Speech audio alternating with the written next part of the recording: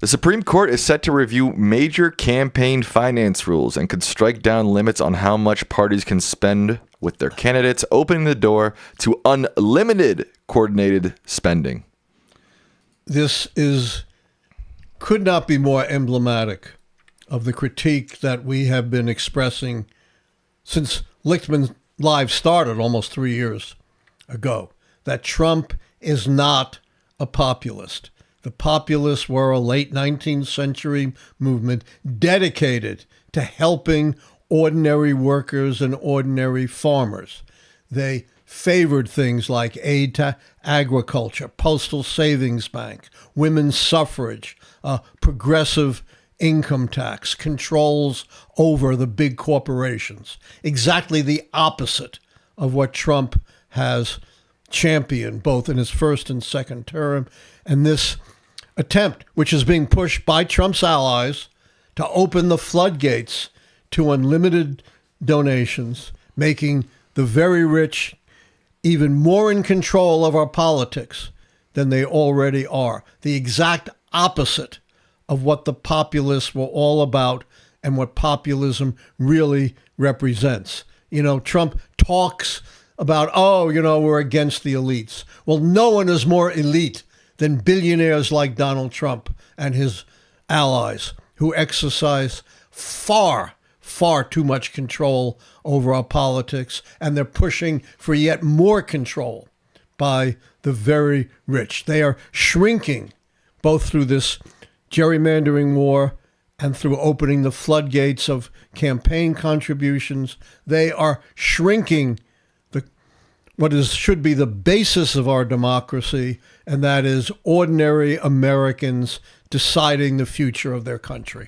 It's getting scary. It feels like we're just seeing more and more moves to like a total oligarchy. You know, we've got now this coming up. We've already had Citizen United for now, 2 decades? Yes. We've got more. seven massive companies controlling basically the entire S&P 500. We've got, these pseudo celebrity billionaires controlling discourse and controlling, and big corporations controlling it too. Absolutely. And now we're seeing, a conglomeration of media companies. It just feels like you said, is he not a populist? It feels like he's helping our country slip deeper and deeper into a total and complete oligarchy. No question. It's getting scary. I don't know. That's why he admires Vladimir Putin and Viktor Orban, because that's what they've done in their countries. Yeah, it's really frightening, especially as a young person looking to the future. It just feels like, as an average American, it feels like I have less and less control over my future, and my future is going to be controlled by, Alphabet and Meta and Skydance and Elon Musk, and it just, I don't know, it's giving me a bad feeling in my stomach. It should. When I was a kid, I read a lot of science fiction. And one of the themes of the books I read, this is way back, 50, 60 years ago, 60 years ago and more. One of the big themes back then was the scary idea that as corporate America consolidated, that total control over the country and eventually over the world would be lodged in one super corporation. Of course, when I read it back then, I said, very interesting science fiction. It's never going to happen. But as I've gotten older and the trends that Sam's talked about have taken over our country, those science fiction novels seem far more realistic. And the issue is, a lot of the solutions that you provide are vote, right? Elect leaders that will stop this, change this, allow for a more equal America.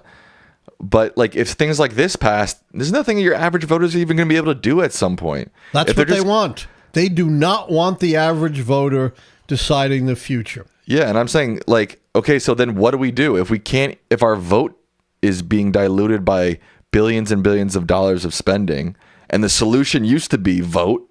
Then where's the solution? Well, there are those who say the solution is in an uprising. I don't agree with that. I don't think our vote has been totally destroyed at this point. I still think we have a chance to redeem our country. But the margin is getting thinner and thinner. The issue is that, like this, for example, this Supreme Court thing, it's sort of, I mean, it is tied to Trump, but it's also going to last a lot longer than Trump. So yeah, we can get rid of Trump and Yes. fix a lot of the issues that he has put on our country. But this is going to be, if this Supreme Court does rule like people are saying they're going to rule, you know, my kids, I'm going to be, and my kids are going to be living under this political state that you can just pump, you know, billions of dollars into. What then? I mean, yeah. You've got to elect people who are going to erect certain kinds of controls. It's very difficult, and it may not happen. But, you know, our democracy has been on the edge before, and we've gotten through it. I don't want to, you know, say, oh, there's no hope. There's nothing we can do. The billionaires are going to take over. End of story. I don't believe that. No, I mean, I don't want to seem hopeless either, but I'm just kind of scratching my head about like, okay, what do we do about this?